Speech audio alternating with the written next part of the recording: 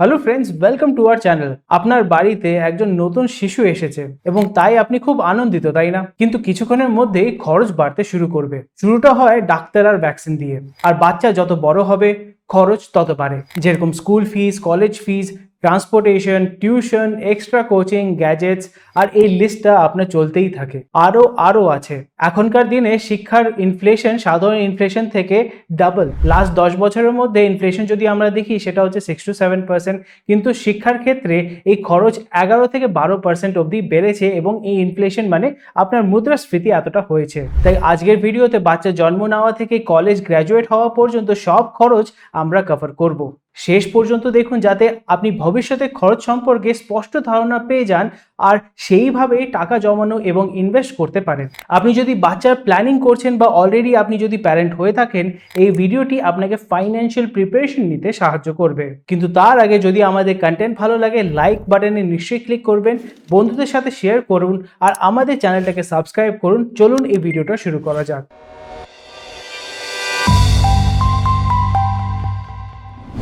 Expenses in different stages. ঠিক আছে, আসুন ছেলে মেয়েদের বেড়ে ওঠার বিভিন্ন পর্যায়ে জড়িত খরচ সম্পর্কে কথা বলি। প্রতিটি পর্যায়ের নিজস্ব খরচ আছে। এখানে একটা রাফ ব্রেকডাউন আপনাকে দিচ্ছি।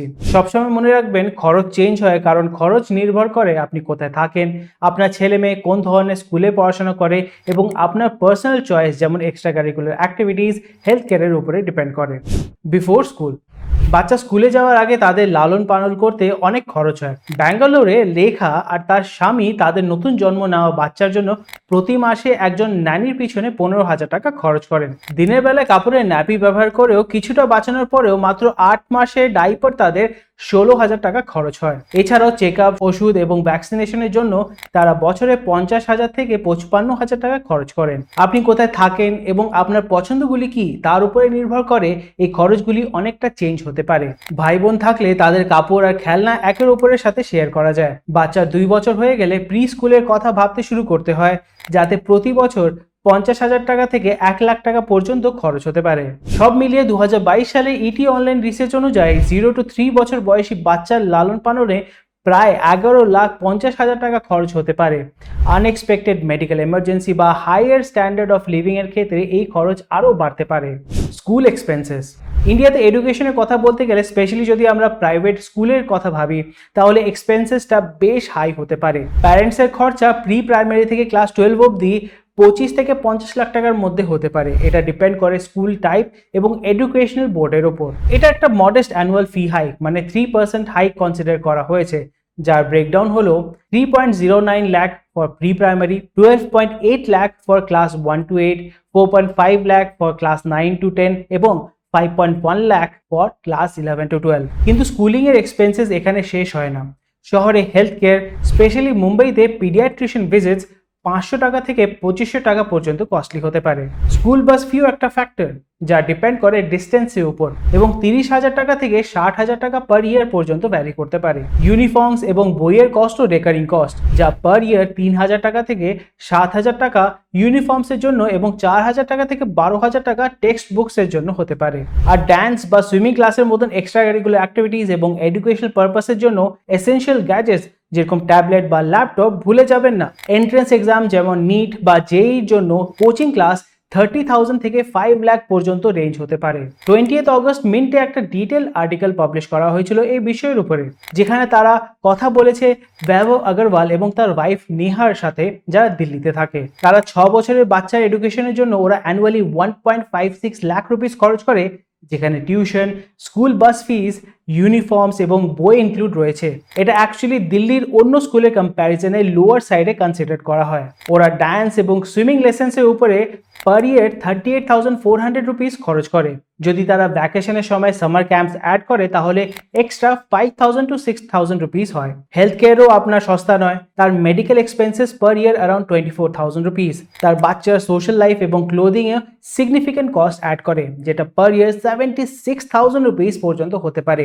সো টোটালি মিস্টার আগরওয়াল তার 6 বছরের বাচ্চাকে বড় করতে অ্যাপ্রক্সিমেটলি প্রত্যেক বছর 3 লাখ টাকা খরচ করেন। মূলত স্কুল ফিস ছাড়া একটা বাচ্চাকে বড় করতে অনেক ডিফারেন্ট কস্ট ইনভলভ থাকে। তো চলুন এই এক্সপেন্সেস গুলো নিয়ে একটু আলোচনা করা যাক বা একটুখানি দেখে নেওয়া যাক। স্কুল ফিস, যেটার মধ্যে টিউশন, স্কুল বাস, ইউনিফর্মস এবং বুকস আছে, অ্যানুয়াল কস্ট হচ্ছে 1.56 লাখ রুপিস। এক্সট্রা কারিকুলার অ্যাক্টিভিটিজের উপরে 38,400 রুপিস অ্যানুয়াল কস্ট। সামার ক্যাম্পে যদি পাঠানো হয় তাহলে 5 থেকে 6,000 টাকা, এবং হেলথ কেয়ার তার মানে মেডিকেল এক্সপেন্সেস বা ভ্যাকসিনেশন সেটা হচ্ছে 24,000 টাকা। সোশ্যাল লাইফ এবং ক্লোদিং এর উপরে 76,000 রুপিস, তার মানে টোটাল খরচ হচ্ছে অ্যাপ্রক্সিমেটলি 3 লাখ টাকা পার ইয়ার।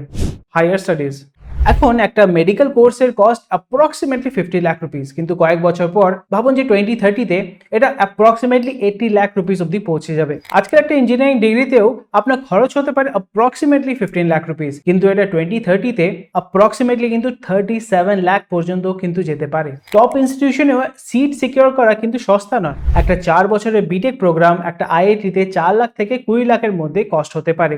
আইআইএম এ জয়েন করতে চাও, সেই জন্য 8 থেকে 23 লাখ টাকার মধ্যে আপনার খরচ হতে পারে। আর এই হিসেব মতন অ্যাডিশনাল কোচিং ফিস যেরকম আপনার ক্যাট বা জিম্যাট হতে পারে, সেই রকম আপনার কোয়ালিফাইং টেস্টের জন্য প্রিপারেশনের জন্য কস্টটা তো আমরা কনসিডারই করলাম না। ফাইন্যান্সে ইন্টারেস্টেড, এখানে সার্টিফিকেশনের কস্টও কিন্তু আস্তে আস্তে বাড়তে থাকে। একটা সার্টিফাইড পাবলিক অ্যাকাউন্টেন্ট মানে সিপিএ কোর্সের কস্ট হচ্ছে অ্যাপ্রক্সিমেটলি 3.6 লাখ রুপিস। আর একটা সার্টিফাইড ম্যানেজমেন্ট অ্যাকাউন্ট তার মানে হচ্ছে সিএমএ প্রোগ্রাম, এটা ট্রেনিং এবং এক্সাম ফিস ইনক্লুড করলে নিয়ার অ্যাবাউট 80,000 থেকে 1.2 লাখ রুপিসের মধ্যে রেঞ্জ হতে পারে। চার্টার্ড অ্যাকাউন্টেন্টের কোর্স কম্পারেটিভলি আপনার চিপ মনে হতে পারে, কিন্তু এখানে আপনার ওভারঅল এক্সপেন্ডিচার অ্যাপ্রক্সিমেটলি 86,000 হবে। কিন্তু এখানে একটা জিনিস মাথায় রাখবেন যে এখানে আপনার টিউটরিং ফিস ইনক্লুড করা হয়নি। যদি আমরা এখানে ইন্টারন্যাশনাল এডুকেশন হিসেব করি তাহলে কস্ট সিগনিফিকেন্টলি বাড়বে। আমি বলছি কেন। এডুকেশন ইনফ্লেশনের রেট শুধুমাত্র ইন্ডিয়াতে লিমিটেড নয়, এটা এখন গ্লোবালি ছড়িয়ে আছে। উদাহরণ হিসেবে ইউনাইটেড স্টেটসে যদি আপনি কলেজ টিউশন ফিস যদি দেখেন, সেখানে আপনার 1963 থেকে এখন অবধি যে গ্রোথ হয়েছে সেটা হচ্ছে 747.8%। আপনার বাচ্চাকে হার্ভার্ডের মতন বা আইভি লিগের মতন কলেজে পাঠাতে চান, তাহলে এখানে আপনার যে বিল আছে সেটা আরো বাড়বে, যা খরচ ওটা আরো বাড়বে। হার্ভার্ডে একটা আন্ডার গ্রাজুয়েট প্রোগ্রামের টোটাল কস্ট কত জানেন? যদি ভাবুন আপনি 2021 বা 2022 ইয়ারে আমরা যদি দেখি, সেটা কস্ট হচ্ছে $82,000 178। আর সেটাই আপনার বেড়ে গেছে কতটা জানেন? 2000 মানে পরের বছর, দ্যাট ইজ 2022-23, সেটা বেড়ে গেছিল $84,413। সিমিলারলি যদি আমরা এমআইটির ব্যাপারে ভাবি, সেখানে অ্যানুয়াল ফিস ছিল 2021-2022 ইয়ারের জন্য $77,020। সেটা বেড়েছে কত জানেন পরের বছরই? $79,850। সো এই ফিসগুলো ডলারে পে করতে হবে।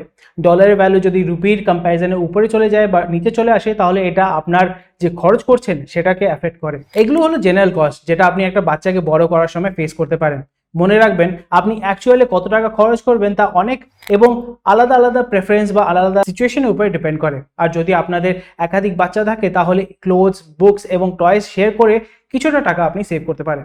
ম্যানেজিং দ্য কস্ট, যদি আমরা দেখি একটা বাচ্চাকে মানুষ করার জন্য, তাকে বড় করার জন্য আলাদা আলাদা ফেজ থাকে, যেরকম প্রাইমারি এডুকেশন, হায়ার এডুকেশন, তারপরে তার লাইফের ইম্পর্টেন্ট ইভেন্টস যেরকম বিয়ে হতে পারে। যখন এই খরচাগুলো কুইকলি পাইল আপ হয়, ফাইন্যান্সিয়াল স্ট্র্যাটেজি থাকা খুবই ইম্পর্টেন্ট। তাই আমি আপনাকে কিছু উপায় বলবো যাতে আপনি খরচাগুলোকে এফেক্টিভলি ম্যানেজ করতে পারবেন। প্রথম হচ্ছে স্টার্ট আর্লি। যদি তাড়াতাড়ি আপনি আপনার বাচ্চার ফিউচারে ইনভেস্ট করা শুরু করবেন, ততই ভালো হবে। শর্ট টার্ম এবং লং টার্ম দুটো গোলসে লক্ষ্য রেখে সেই গোলস অনুযায়ী ইনভেস্টমেন্ট অপশন চুজ করুন। সেটা মিউচুয়াল ফান্ড হোক বা ফিক্সড ডিপোজিট বা সিম্পল সেভিংস অ্যাকাউন্ট হোক না কেন, তাড়াতাড়ি শুরু করার সময়ের সাথে লাভ অনেক বেড়ে যায়। দাঁড়ান, এই বিষয়ে আমি আরো ডিটেলসে কথা বলবো আপনার সাথে, যাতে আপনার বুঝতে সুবিধা হয়।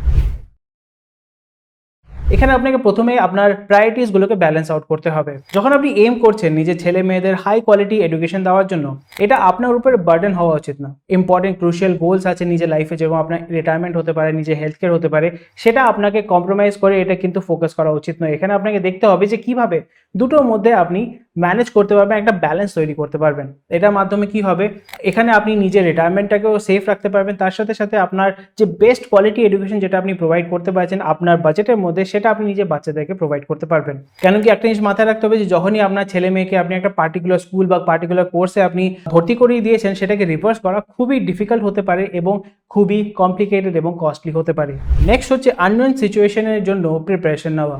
আপনার ছেলে বড় হবে, তার ক্যারিয়ার পাথ কিরকম হবে বা তার স্কিল সেট কি আছে, তার কোন জিনিসে ট্যালেন্ট আছে, সেটাও একটা সার্টেন এজের পরেই আপনি জানতে পারবেন। আর যেহেতু আপনার এডুকেশনের কস্ট অনেক বেড়ে যাচ্ছে, তাই আপনার যদি একটা ফান্ড, এডুকেশন ফান্ড বা বড় একটা সাবস্ট্যান্সিয়াল এডুকেশন ফান্ড যদি আপনি তৈরি করে রাখেন, তাহলে আপনার অসুবিধা হবে না ফিউচারে।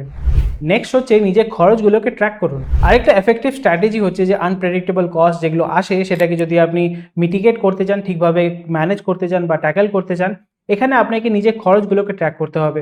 এখানে আপনি মান্থলি এক্সপেন্সেস ট্র্যাকারের মাধ্যমে ট্র্যাক করতে পারবেন যে কোথায় টাকা খরচ হচ্ছে, কোন জায়গাটায় আপনি যে ওয়েস্টেজ হচ্ছে সেটাকে রিডিউস করতে পারবেন। এটাতে সুবিধা এটা হবে যে আপনি নিজে যে খরচগুলোকে ম্যানেজ করতে পারবেন এবং ফোরকাস্ট করতে পারবেন যে কোন মাসে কত বেশি খরচ হয়। সেখানে ভাবুন আপনার স্কুল ফিস হয়ে গেল বা বিভিন্ন রকমের যে খরচগুলো হয় সেগুলো আপনি ম্যানেজ করতে পারবেন। যদি কোনো জায়গায় অসুবিধা হয় সেটাকে আপনি প্রবলেমগুলোকে সঠিকভাবে সলভ করতে পারবেন। তো এখন যেরকম আপনি দেখতে পারলেন যে একটা বাচ্চাকে বড় হওয়ার জন্য তার লাইফে বিভিন্ন রকমের ফেজ থাকে, ইম্পর্টেন্ট ফেজ থাকে। একটা হচ্ছে এডুকেশন, তার হায়ার স্টাডিজ এবং important life events like marriage. তো এখানে যে খরচগুলো সেটা বুঝতেই পারছেন যে পাইল আপ হতেই পারে। তো এখানে আপনি কিভাবে ম্যানেজ করবেন, কিভাবে মিটিগেট করবেন, কিভাবে প্ল্যান করবেন, চলুন এটা নিয়ে আপনাকে এফেক্টিভ স্ট্র্যাটেজি আমি শেয়ার করব। সবথেকে প্রথমে how to pick the right savings plan for your child. এখানে আমি আপনাকে বলবো যে কয়েকটা সেভিংস এবং ইনভেস্টমেন্টের ব্যাপারে, কিন্তু প্রথমে আপনাকে দেখতে হবে, আপনাকে ডিসাইড করতে হবে যে আপনার জন্য কোন প্ল্যানটা সঠিক। Plan for different expenses. আপনার ছেলে মেয়ের আপনার বিভিন্ন রকমের নিডস হতে পারে ফিউচারে। এটা আপনার education related, health care related বা আনফোর্সিন এমার্জেন্সিস রিলেটেড আপনার প্রবলেম হতে পারে যেখানে আপনাকে খরচ করতে হবে। এই জন্য আপনার এরকম প্ল্যান চুজ করা উচিত যেটা আপনাকে লার্জ কর্পাস প্রোভাইড করতে হবে, যাতে এই যে প্রবলেমগুলো হচ্ছে, বিভিন্ন রকমের যে রিকোয়ারমেন্ট থাকে বা ফাইন্যান্সিয়াল লাইবিলিটিস থাকে, সেগুলোকে আপনি কভার করতে পারবেন। Factor in inflation. খরচ বাড়ছে, ইনফ্লেশনও বাড়ছে। ইনফ্লেশন মানে প্রত্যেকটা জিনিসের দাম বাড়ছে, আর তার সাথে সাথে এডুকেশন কস্ট তো আপনার আরও বেশিভাবে বাড়ছে। তো এই জন্য যখনই আপনি প্ল্যান করবেন এখানে আপনাকে ফোকাস করতে হবে যে ইনফ্লেশনটাকে আপনি কনসিডার করতে হবে, সেটা আপনার চাইল্ডের ফিউচারকে যাতে হ্যাম্পার না করে। এখানে আপনাকে ইনক্লুড করতে হবে হায়ার এডুকেশনের কস্ট, হেলথ কেয়ার এবং জেনারেল লিভিং এক্সপেন্সেস। তারপর last but not the least আপনাকে অ্যাসেস করতে হবে আপনার কারেন্ট ইনকাম লেভেল। এখানে প্রথমত আপনাকে দেখতে হবে যে আপনার কারেন্ট ইনকাম কত, এখানে আপনার স্পেন্ডিং হ্যাবিট কি।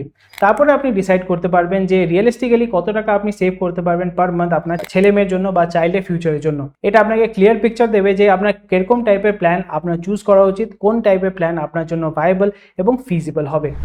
এজন্য লো রিস্কের সাথে লং টার্ম প্ল্যানগুলোকে দেখুন। বাচ্চাদের ভবিষ্যৎ পরিকল্পনা করতে হলে দীর্ঘমেয়াদী লো রিস্কের সাথে লং টার্ম প্ল্যানগুলোকে দেখুন। বাচ্চাদের ফিউচার প্ল্যানিং করতে দীর্ঘমেয়াদী মানে লং টার্ম সেভিং স্কিমগুলোকে আপনি চুজ করতে পারেন। এই জন্য একটা জিনিস মাথায় রাখবেন, যেখানে আপনি সেভিংস করছেন সেটা যাতে সিকিওর থাকে। এই জন্য এরকম প্ল্যান চুজ করুন যেখানে আপনার রিস্ক কম থাকে, আর যখন আপনার রিকোয়ারমেন্ট হবে বা কোনো এমার্জেন্সি আছে সেই টাকাটা আপনি সহজে অ্যাক্সেস করতে পারবেন। তো চলুন কি কি ইনভেস্টমেন্ট অপশন আছে আপনার কাছে সেই অপশনগুলো দেখা যাক। ঠিক আছে, এবার আপনার বাচ্চার ভবিষ্যৎ নিশ্চিত করার জন্য আপনার কাছে বিভিন্ন রকমের অপশনস আছে। সাধারণত প্রথমগুলো যেগুলো মাথায় আসে সেটা হচ্ছে ফিক্সড ডিপোজিট বা রেকারিং ডিপোজিট, যেটাকে বলে এফডি বা আরডি। এগুলো অনেক সেফ এবং লো রিস্ক বলে মনে করা হয়। অনেক মা বাবা তাদের বাচ্চার ভবিষ্যতে ঝুঁকি না নিয়ে এই অপশনগুলো বেছে নিয়েছে। কিন্তু এরকম অনেকগুলো ইনভেস্টমেন্ট অপশন রয়েছে যেখানে আপনি রিস্ক মিনিমাইজ করতে পারবেন এবং রিটার্নগুলোকে ম্যাক্সিমাইজ করতে পারবেন। যেরকম সুকন্যা সমৃদ্ধি যোজনা বা SSY। এটা মেয়েদের জন্য তৈরি করা সেভিংস প্ল্যান।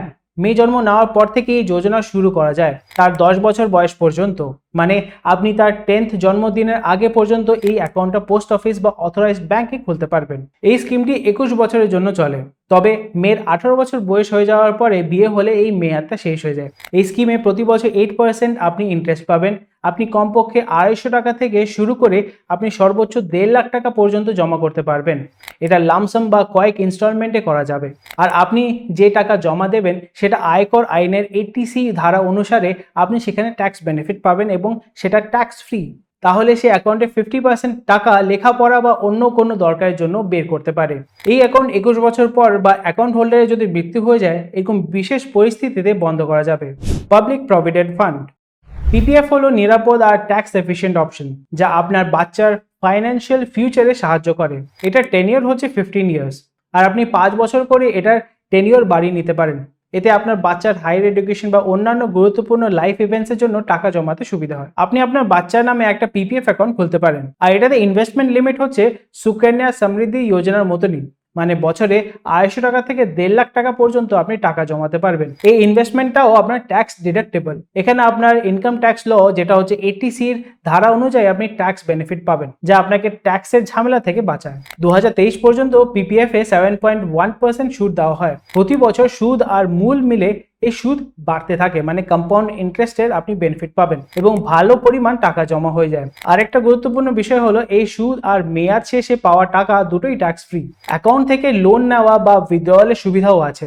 সব মিলিয়ে পিপিএফ হলো ঝুঁকি কম বা রিস্ক কম, সুবিধা বেশি এমন একটা ইনভেস্টমেন্ট অপশন যা আপনার বাচ্চার ভবিষ্যৎ সিকিউর করতে সাহায্য করে।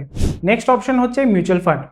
মিউচুয়াল ফান্ড হচ্ছে একটা ডাইনামিক ইনভেস্টমেন্ট অপশন আপনার ছেলে মেয়ের ফিউচারের জন্য। যদি আপনি লং টার্ম করতে চান, এটা আপনাকে সাহায্য করে আপনার ইনফ্লেশনকে ফাইট করতে। যদি আমরা কম্পেয়ার করি অন্য ডেট প্রোডাক্টের সাথে, যেরকম পিপিএফ হয়ে গেল বা এসএসওয়াই হয়ে গেল, এখানে মিউচুয়াল ফান্ডে আপনি ইকুইটি অপশনসেও ইনভেস্ট করতে পারেন, মানে আপনার ইকুইটি বেসড যে মিউচুয়াল ফান্ড আছে সেখানে ইনভেস্ট করতে পারেন। সেটা আপনাকে টিপিক্যালি ইনফ্লেশন বিটিং রেজাল্টস বা রিটার্নস প্রোভাইড করে। তো লার্জ ক্যাপ ফান্ডসে টিপিক্যালি ইনভেস্ট করা হয় বড় ওয়েল এস্টাবলিশ কোম্পানিতে, যেগুলো লেস ভোলাটাইল আর লেস রিস্কি।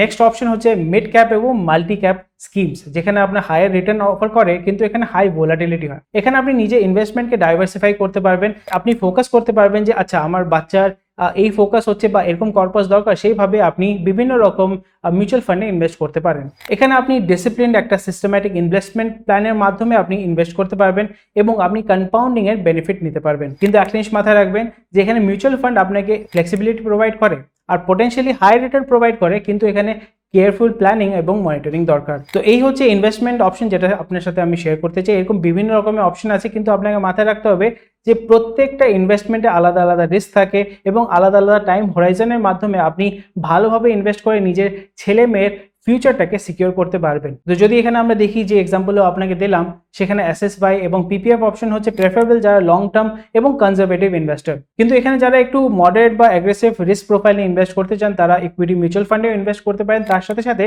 ডেট অপশনে ইনভেস্টমেন্ট করে নিজের ইনভেস্টমেন্টটাকে ডাইভার্সিফাই করতে পারেন। এই জন্য এখানে আপনার যে ডিসিশন, মানে আপনি কত টাকা কোথায় ইনভেস্ট করবেন, এটা আপনার হিউজ ইম্প্যাক্ট দেয় আপনার রিটার্নের উপরে। তো এখানে ভিডিও শেষ। আপনি বুঝতে পারছেন যে একটা বাচ্চাকে বড় করা কত এক্সপেন্সিভ হতে পারে, কিন্তু সঠিকভাবে যদি আপনি সেটাকে অ্যাপ্রোচ করেন, ম্যানেজ করেন আর সঠিকভাবে যদি ইনভেস্ট করেন, তাহলে এটা আপনি ম্যানেজ করতে পারবেন খুবই সহজে। এটা ওভারওয়েলমিং লাগতে পারে, কিন্তু একটা জিনিস মাথায় রাখবেন, যত তাড়াতাড়ি আপনি শুরু করবেন তত তাড়াতাড়ি আপনি একটা কমফোর্টেবল নেস্ট এগ তৈরি করতে পারবেন নিজের ছেলে মেয়ের ফিউচারের জন্য। যদি আপনার ভিডিও ইনফরমেশন হেল্পফুল লাগে তাহলে নিশ্চয়ই ভিডিওটাকে লাইক করুন, শেয়ার করুন নিজের বন্ধুদের সাথে এবং ফ্যামিলির সাথে, এবং সাবস্ক্রাইব করুন এরকম ইউজফুল কন্টেন্টের জন্য। যদি আপনার কোনো কোয়েশ্চেন করে থাকে নিশ্চয়ই কমেন্ট সেকশনে জানাবেন। Thank you for watching this video. Take care.